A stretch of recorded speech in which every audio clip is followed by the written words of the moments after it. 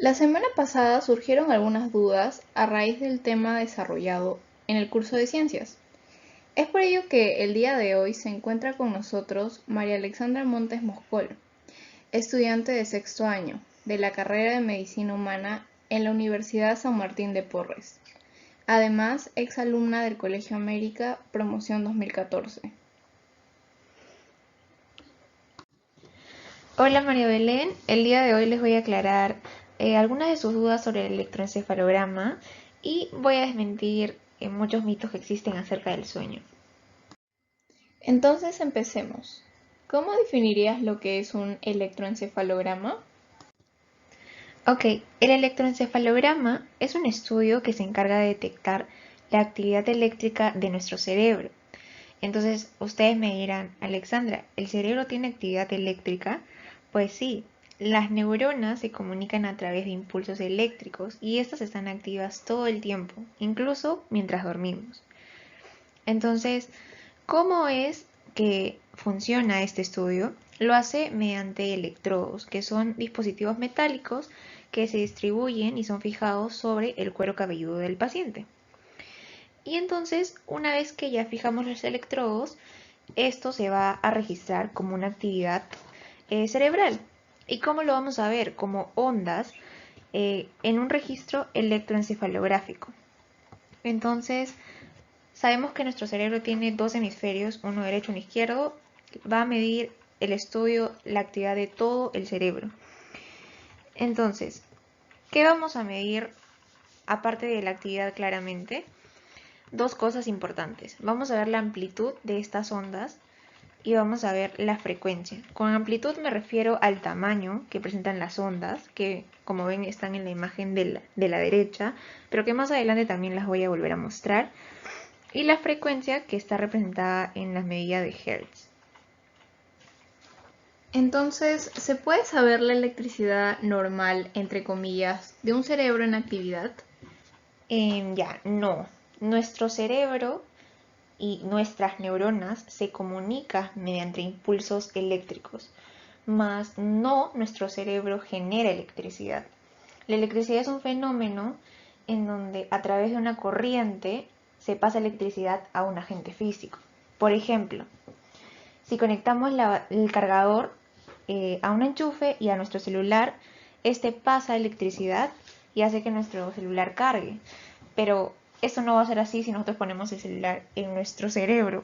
Digamos, este no va a generar electricidad y por ende el celular no va a cargar. Entonces, una cosa es que haya actividad eléctrica para que las neuronas se comuniquen y otra cosa es muy diferente que nuestro cerebro genere electricidad. Nuestro cerebro no genera electricidad y por ende nosotros con este estudio no buscamos ver electricidad, sino como mencioné, buscamos ver amplitud y frecuencia de las ondas que registran, como dije, la actividad cerebral.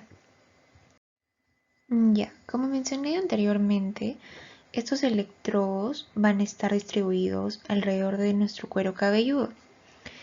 Y aparte también van a haber algunos otros, por ejemplo este acá que está a nivel infraóptico, es decir, debajo del ojo, este que está supraóptico encima del ojo, que es a nivel de la ceja, y acá hay otro también en el oído externo, es decir, la parte de afuera del oído. Estos dos de acá van a estar controlando los movimientos del ojo. Entonces ustedes dirán, ¿por qué quiero saber los movimientos del ojo? Porque este estudio, el electroencefalograma, se va a dar tanto en el paciente despierto como en el paciente dormido.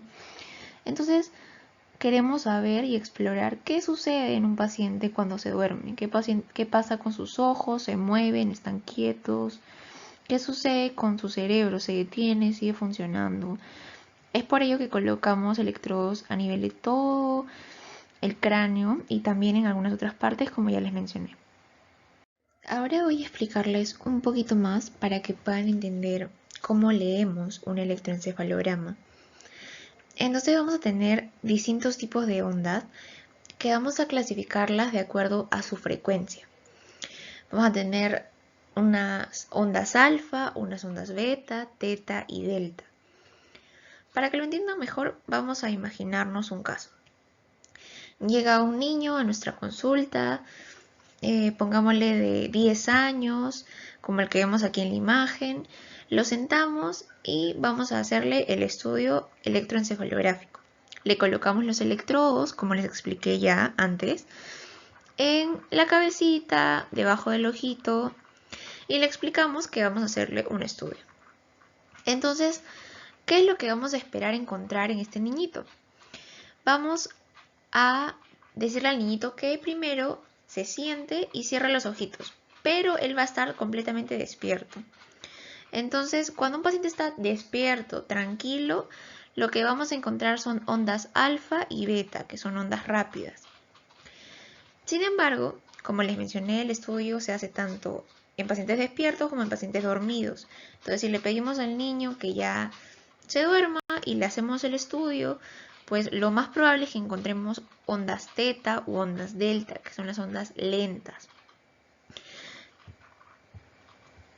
Aquí, por ejemplo, podemos ver ondas alfa. Como les dije, el niñito estaba con los ojos cerrados, pero despierto. Entonces, aquí justamente en este circulito rojo vemos las ondas alfa de un niño que tiene los ojos cerrados. Pero si se dan cuenta, cuando el niño abre los ojos, las ondas empiezan a cambiar, ¿no? Se hacen un poquito más rápidas. Entonces, aquí por otro lado podemos ver artefactos. ¿Artefactos qué cosas son? Son como interferencias en el estudio. Por ejemplo, sudor, parpadeo, movimiento ocular, que el niñito empieza a pestañear, por ejemplo, ¿no? Que no se quede quietecito, que se mueva uno de los electrodos que le hemos puesto en la cabecita. Entonces, más o menos para saber que esto acá, o sea, quizá uno ve algo así, un patrón como este, por ejemplo, y se asusta, ¿no? O sea, dice, uy, ¿qué está pasando en el cerebro? Pero no, simplemente son interferencias que se producen durante el estudio. Aquí podemos ver cómo se va a efectuar la lectura del electro. Vamos a ir desde la zona izquierda del cerebro, desde esta parte de acá, a una parte derecha, acá. Entonces empezamos por la parte temporal izquierda, vamos avanzando, como vemos acá, temporal izquierda, la primera fila, luego vemos la parte parietal izquierda, que sería la segunda fila. Entonces aquí tenemos la continuación, pasamos al parietal derecho, que es este que está en rojito en la parte de acá, de arriba, y al temporal derecho. Como ven, el electro lee todas las áreas del cerebro. Muy buena explicación. Con una imagen, ¿me puedes decir un ejemplo entre un electro normal y uno que sea no normal, entre comillas? Sí, claro. En esta imagen, por ejemplo, podemos ver un electro normal. Bueno, digamos que normal no. En medicina solemos usar los términos sano o patológico. Patológico es un paciente que está enfermo y pues sano, digamos que no hay enfermedad alguna. Entonces, aquí podemos ver un electro de un paciente que está sano, podemos ver la mayoría de ondas rápidas, que son las ondas alfa, como ya les mencioné. Ojo que hay que tener cuidado acá que menciona la palabra EKG. EKG no es lo mismo de lo que estamos hablando. Nosotros estamos hablando del electroencefalograma. El EKG es un electrocardiograma que traduce la actividad del corazón. Eso es algo completamente distinto. Entonces, acá podemos ver la mayoría de ondas rápidas, como ya les expliqué anteriormente. Acá tenemos otra imagen de un electro y entonces vamos a analizarla. A simple vista ustedes pueden decir, ok, este no es un electro normal, porque acá vemos patrones de ondas, o sea, bastante resaltantes, ¿no? Ustedes me dirán, pero Alexandra, ¿esto es normal? ¿Esto está mal? Mira, cuando vean trazos así de grandes y de irregulares, digamos, esto es un trazo normal, ¿no? Esto está dentro de lo normal, eso está bien. Pero estos trazos de acá que son grandes, no vayan a pensar que es un paciente que está gravemente enfermo y tiene algo en el cerebro, no. Estos de acá simplemente son artefactos, como les enseñé al inicio, que son interferencias porque el electro está mal tomado, es simplemente eso. Pero esto es un electro normal. Digamos que no está bien tomado, como les digo, porque sí tiene aquí unos patrones de onda que están mal hechos, pero dentro de todo es un electro normal, no vemos algo que nos llame la atención. Ahora, en este ejemplo sí podemos ver un electro patológico. Entonces me dirán, ¿por qué? Vamos a ver que la mayoría de las ondas suelen irse para arriba, para arriba, para arriba, y así sucesivamente. Sin embargo, aquí se dan cuenta, va para arriba y para abajo, un paroxismo. En medicina se le conoce como un paroxismo, como algo que no está dentro del patrón normal. Para abajo acá también. ¿Ven? Estos son conocidos como descargas epileptiformes focales. No voy a entrar mucho en detalle sobre la enfermedad de la epilepsia en sí, pero esto en general no es un electro normal. Se necesita hacer más exámenes para evaluar al niño y también revisar la clínica, pues, ¿no? que presenta el niño. Entonces, en términos generales, digamos que no es un electro que podamos decir que es normal. Muy bien, ahora pasaremos al tema del sueño. ¿Qué es y por qué debemos dormir? El sueño es un estado de conciencia. Existen diversos estados de conciencia, por ejemplo, la lucidez, el estupor, la somnolencia también es otro estado de conciencia. Entonces es parte de nuestro día a día, ya que básicamente todos los días dormimos. Ocupa un tercio de nuestra vida. ¿Pueden creer cuánto es eso en realidad? Son muchos, muchos años que pasamos si sumamos todas las horas de nuestra vida que dormimos. Es además una necesidad biológica. Y este término, el del sueño, pasó de ser un fenómeno pasivo en el que parecía no ocurrir aparentemente nada, a considerarse un estado de conciencia dinámico en el que podemos llegar a tener una actividad cerebral tan activa como el que tenemos cuando estamos despiertos. Cuando dormimos existen muchos cambios en nuestro organismo. Por ejemplo, estos de aquí disminuyen. ¿Esto qué es? La presión arterial, la frecuencia cardíaca, la frecuencia respiratoria, la temperatura de nuestro cuerpo disminuye. Básicamente la temperatura que tenemos en las noches se adecua a nuestro medio ambiente. Es por eso que, por ejemplo, durante invierno, cuando dormimos y nos despertamos de madrugada, muchas veces si es que nuestro cuarto es un ambiente frío, pues estamos con las manos heladas, los pies helados. Y las hormonas, por otro lado, de nuestro cuerpo aumentan. Ok, tenemos otros cambios que se producen durante el sueño. Sabemos que el sueño nos sirve para restaurar toda la energía que gastamos durante el día. Además de ello, podemos eliminar radicales libres, que digamos que son como los desechos que nuestro cuerpo no necesita. Los eliminamos mientras dormimos. Es importante para nuestro metabolismo y también para la parte endocrinológica. ¿A qué me refiero con esto? La parte endocrinológica se refiere a la síntesis de hormonas. Hay una hormona muy importante que se llama la melatonina. Esta hormona es la hormona del sueño, que regula nuestro ciclo de sueño y vigilia. Esta hormona solo se produce en la oscuridad, es decir, si dormimos con las luces apagadas, pues es mucho mejor porque esta hormona justamente se sintetiza en la oscuridad y por ende, una vez que apagamos la luz, inducimos más rápido el sueño. Es por eso que si tenemos la luz prendida, es mucho más difícil dormirnos que si tenemos las luces apagadas. Por otro lado, también tenemos la memoria. La memoria se consolida cuando dormimos. Por ejemplo, si hemos estado todo el día estudiando sobre un tema para un examen, al momento de irnos a dormir, digamos que todos estos conocimientos que hemos estado adquiriendo se fijan en nuestra memoria.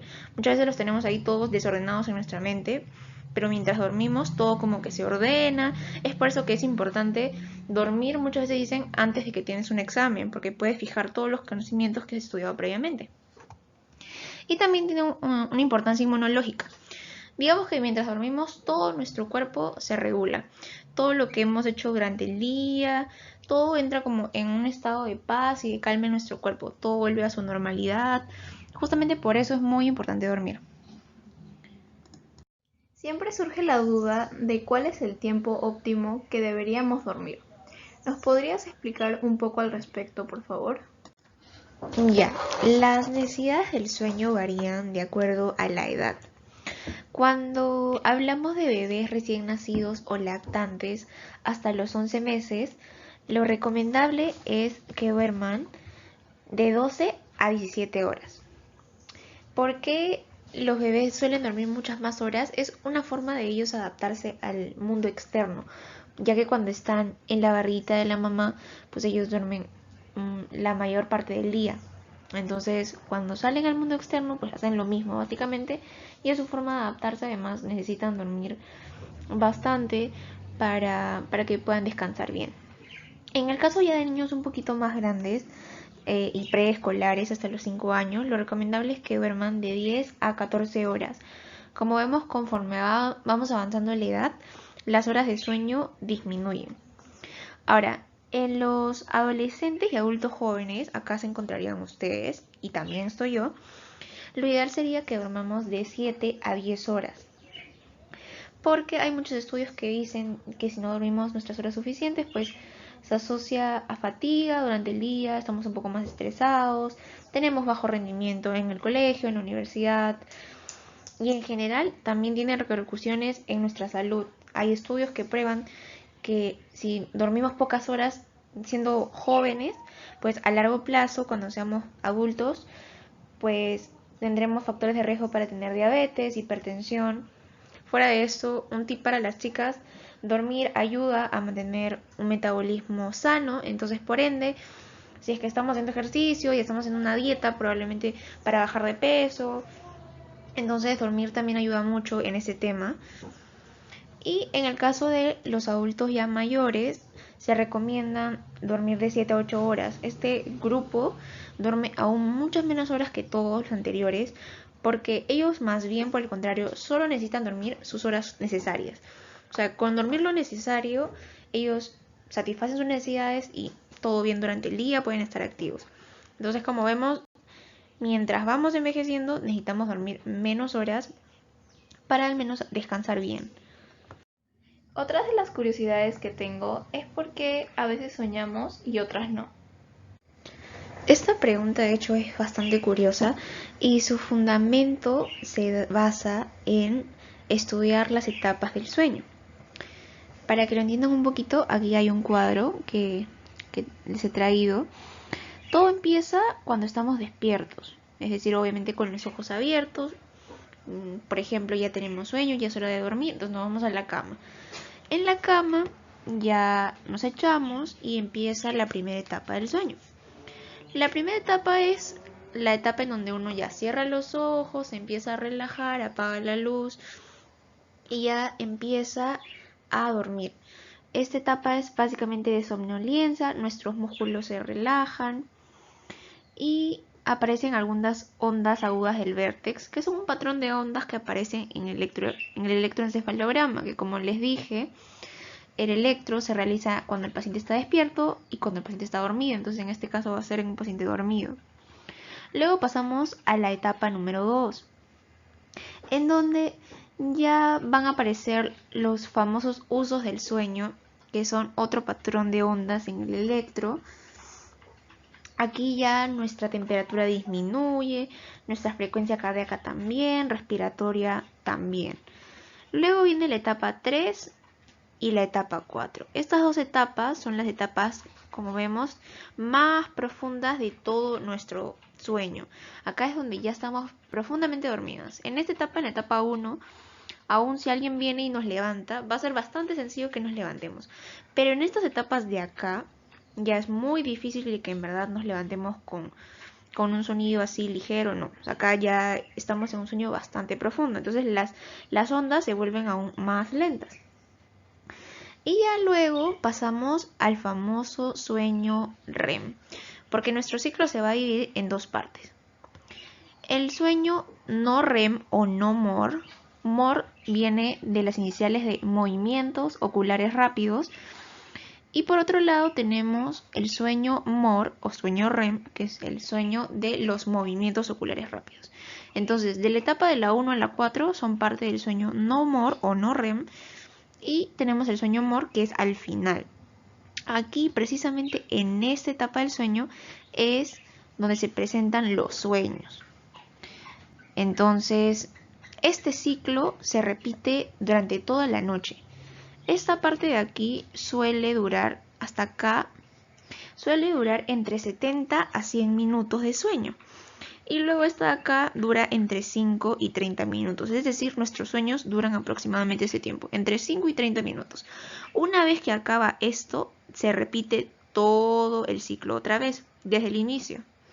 Entonces, esto quiere decir que no solamente soñamos una sola vez en la noche, sino que soñamos de 4 hasta 6 veces en la noche. Solo que generalmente no solemos recordar lo que soñamos. Entonces, justamente por eso es que a veces, digamos, nos levantamos y no nos acordamos de nada que haya pasado durante la noche. Entonces creemos que esa noche no soñamos, pero sí, casi, no, más bien dicho, todas las noches soñamos de 4 a 6 veces, dependiendo del tiempo en el que duermas. Lo que sucede es que, como les digo, no todas las noches solemos recordar nuestros sueños. Hay estudios que dicen que si nos levantan o nos levantamos por la alarma justo en esta etapa donde estamos soñando, es probable que nos acordemos del sueño. Pero si, por ejemplo, nos levantan, o sea, ya soñamos y luego viene esta etapa de acá, por ejemplo, es poco probable que nos acordemos lo que hemos soñado antes. Entonces, eso es generalmente por eso que a veces creemos que algunos días sí soñamos, otros no, pero en realidad es que todos los días soñamos. Siempre me he preguntado, ¿por qué tenemos pesadillas? Pues bien, las pesadillas son sueños aterradores y vívidos con temas negativos que también se dan durante la fase de sueño REM, al igual que nuestros sueños. Entonces, ¿por qué generalmente ocurren? Se dan debido a periodos de estrés que hemos vivido durante el día o durante algún momento de nuestra vida, por ejemplo, por traumas. También se dan en trastornos depresivos, puede ser causado también por algunos medicamentos, algunos antihipertensivos, y la causa también puede ser idiopática. ¿Qué quiere decir esto? Que no se sabe exactamente la causa. Por ejemplo, si yo mañana o pasado mañana tengo un examen muy importante, lo más probable, y esté muy estresada, lo más probable es que hoy o mañana pues quizás sueñe con ese examen, sueñe que lo estoy dando, sueñe que estoy en la universidad, sueñe que estoy estudiando o algo relacionado con el tema. Generalmente se debe bastante a periodos de estrés que hemos tenido o ansiedad también durante el día o en algún momento de nuestra vida. ¿Podemos predecir situaciones con los sueños?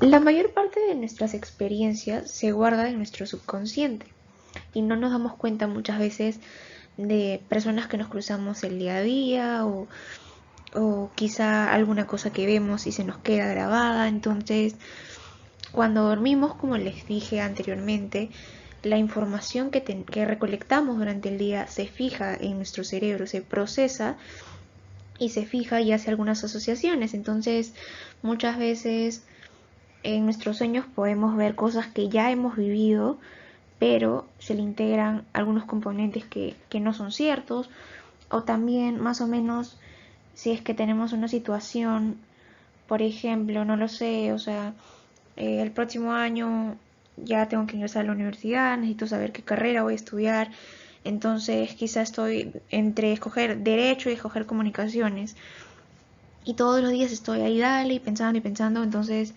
quizá en algún sueño puedo verme como abogada ahí, ¿no? Ya trabajando, entonces quizá nuestro sueño revela alguna parte de nuestro subconsciente sobre algunas decisiones que queremos tomar. Entonces no es exactamente que predizcamos lo que va a pasar, sino que nos ayuda más o menos a visualizar algunos desenlaces sobre cosas en las que estamos dudando, ¿no? Acá les puse estas imágenes porque, por ejemplo, Maria Shelley, que es la autora de Frankenstein, soñó con los personajes de esta novela y los plasmó básicamente en la película. Luego se dice que Paul McCartney soñó con la letra de Yesterday también y luego le escribe, y aquí Otto Lewy hizo un experimento sobre unas hormonas y el corazón, y luego una vez que lo soñó pudo plasmarlo, incluso ganó un Nobel. Entonces podemos decir que quizá nuestros sueños al final sí nos ayudan y nos dan ideas de algunas cosas en las que estamos jugando, ¿no? Si me pongo audífonos con música y duermo con televisión, ¿descanso bien? ¿Por qué? Bueno, con respecto a la televisión, vamos a empezar diciendo que no es buena ni antes de dormir ni mientras dormimos. ¿Por qué no antes de dormir?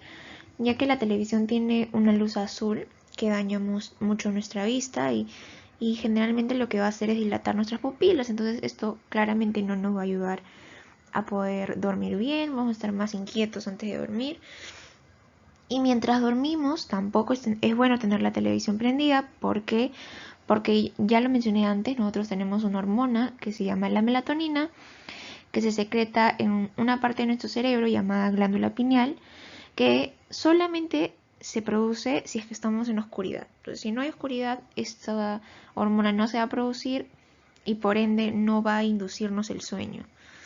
¿Ok? Y aparte, esta hormona también regula el envejecimiento. Entonces, mientras menos dormamos, más rápido vamos a envejecer.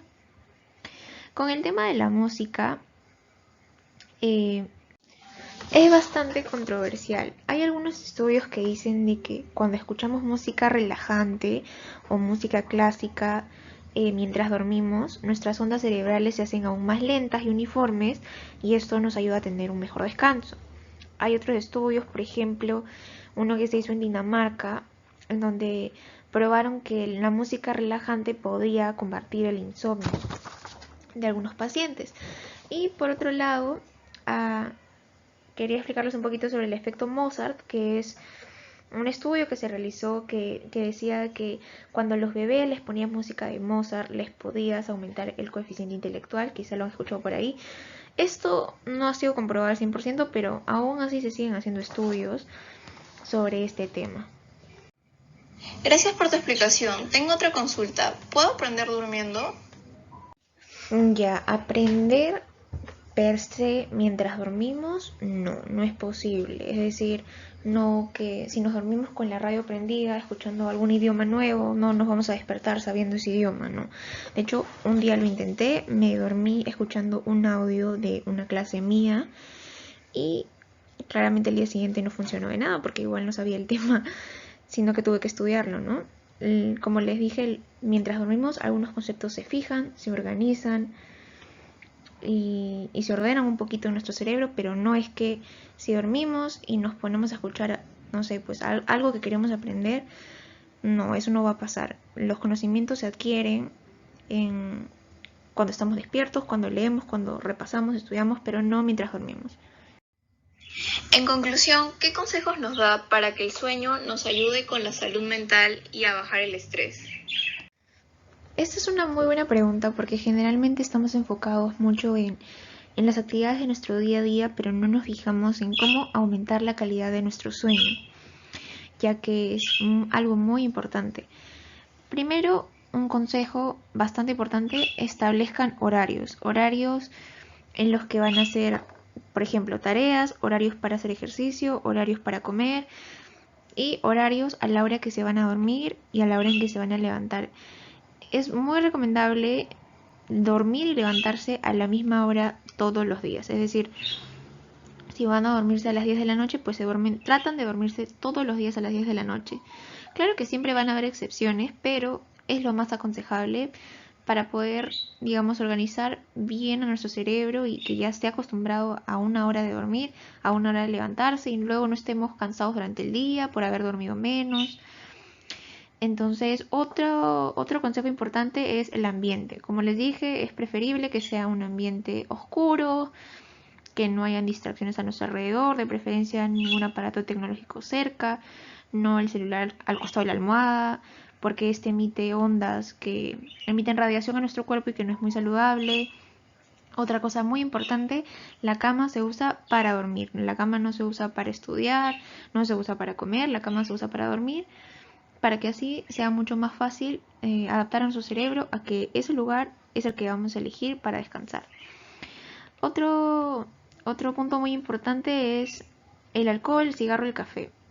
Esto definitivamente lo descartamos. No alcohol, no cigarro, no nos permite tener un sueño saludable, ni antes de dormir, ni en realidad durante el día. Son sustancias que son nocivas para nuestro cuerpo en general. El café no es que lo vamos a eliminar, pero de preferencia no consumir bebidas con cafeína, es decir, té o café o bebidas energizantes, a mínimo 4 horas antes de haber dormido. O sea, si yo voy a dormirme a las 10, la máxima hora en la que yo puedo tomar un café es a las 6 de la tarde. De preferencia para no activar a nuestro sistema. Con respecto a las siestas, como bien dice su nombre, son siestas, son un máximo de 30 minutos durante el día. No vamos a dormir siestas de 2 horas, porque luego pues en la noche ya no vamos a tener el mismo sueño, ¿no? Sobre las comidas, es importante mencionar de que de preferencia en las cenas comidas ligeras, no carne, no comidas con muchos condimentos, ¿no? Sino una cena ligera y de preferencia 2 horas antes de dormir para que pueda hacer una buena digestión. El ejercicio en general también es un muy buen hábito, de preferencia también 2 horas antes de dormir como mínimo, porque también estamos activando nuestro cuerpo, pero en general es un buen hábito para mantenernos activos y para mantenernos saludables también. Bueno, eso es todo por hoy. Muchas gracias por su atención. ¿Tienen alguna duda?